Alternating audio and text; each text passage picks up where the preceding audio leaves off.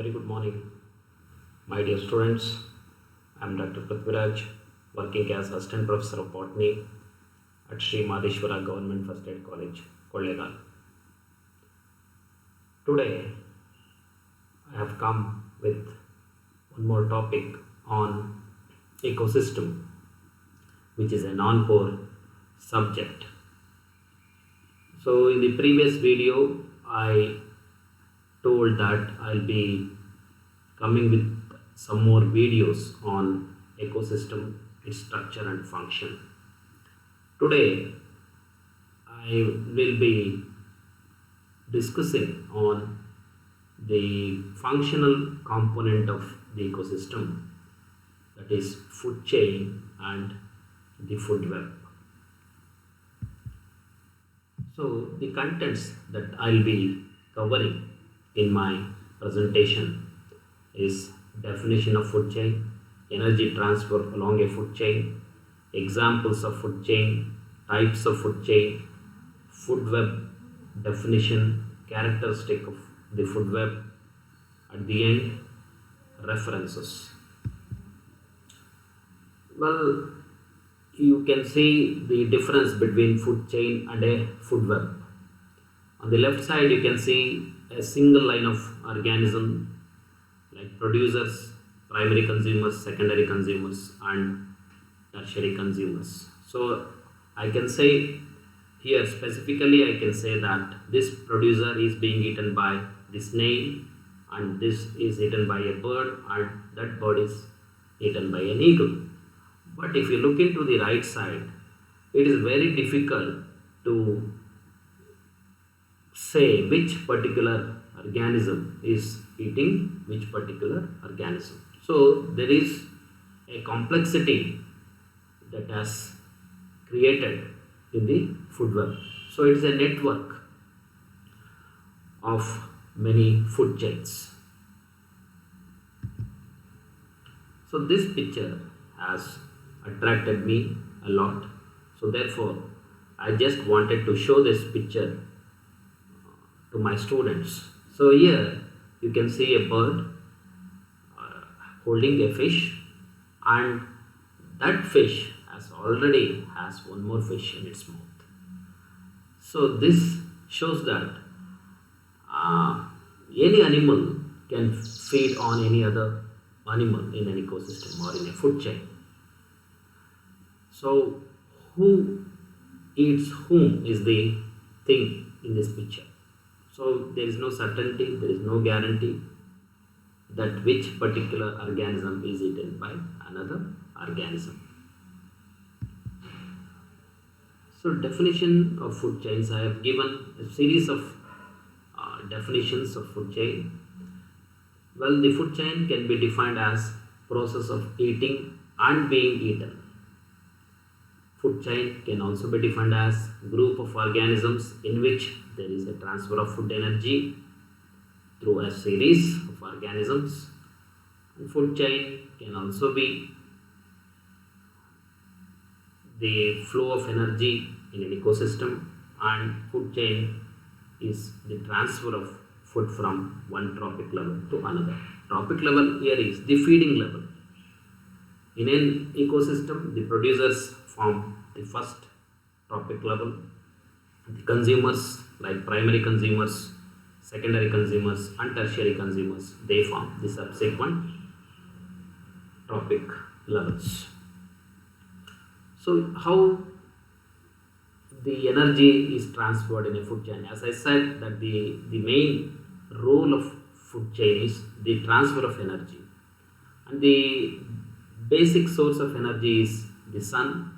And from the sun, the producers like green plants can synthesize food, and they can store it in the form of chemical energy, which in turn passes into the next level of organism called primary consumer, which is then eaten by the secondary consumer and the tertiary consumer. In that way, the energy will not stay in one particular trophic level, but it goes to the series of trophic levels, and the energy reduces as it passes from one level to another level.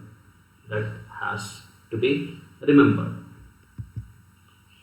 So there are, I have given two examples here of a simple food chain, a forest food chain and a grassland food chain. In a forest food chain, grasses from the producers from one tropic level, deer the next tropic level, the herbivores, and the lion the next level of tropic, next level of organism. And in the grassland, if you take the grasses, the grasshopper, frog, snake, and the hawk, these are the different tropic levels. Well, there is a picture showing the food chain in a forest ecosystem and a grassland ecosystem.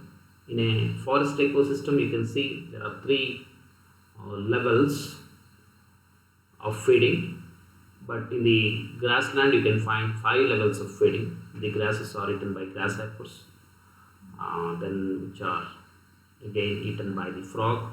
The frog is being eaten by the snake, and at the end there is a hawk at the top most level.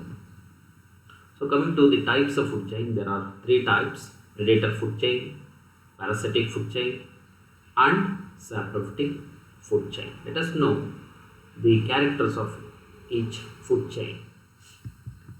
A predator food chain starts with an herbivore and it goes from smaller to larger predator. The size of the predator increases at each level in the food chain. The predators of the first level are smaller than those of the second level. So predators are the carnivores, and their size actually increases in this type of food chain. Coming to parasitic food chain starts with the herbivore, but food energy passes from larger to smaller organisms. The larger animal act as the host, and the smaller animals act as the parasite. In saprophytic food chain, transfer of energy occurs from the dead organic matter, and you know that the saprophytes, they release some enzymes and they take in food from outside. It's an external ingestion of the food. Coming to food web. So I said in the beginning that it's a complex of food chains. Several food chains, they are linked to form the food web. The food chains are not linear chains or isolated chains, and they are not independent also. So therefore a food web, unlike a food chain, has therefore several pathways for the flow of energy. So in that way, the organisms get energy in a better way than in a food chain. So a food web in that way maintains stability of the ecosystem. So how organisms operate in a food web? One organism operates at more than one trophic level. So that means in the absence of rabbits, grasses are eaten by mouse, and the mouse may be eaten by a snake, or it can be eaten directly by an owl. Similarly, the rabbit or mouse will also be eaten by certain other animals. This is what I said, the organisms operate at more than one trophic level. So in the food web, the interconnections of the food chains depend upon the availability, kind, and choice of food at each trophic level. So characteristics of food web. It helps in controlling the population of the living species.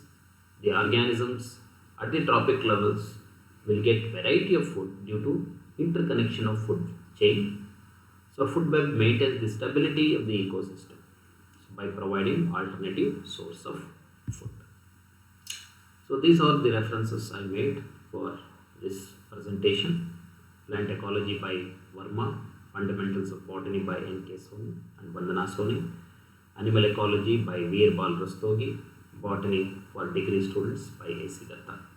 Well, in addition to that, so I have gone through certain videos on this particular topic.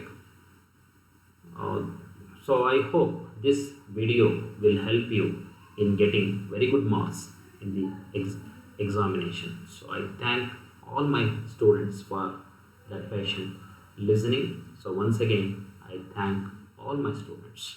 Thank you.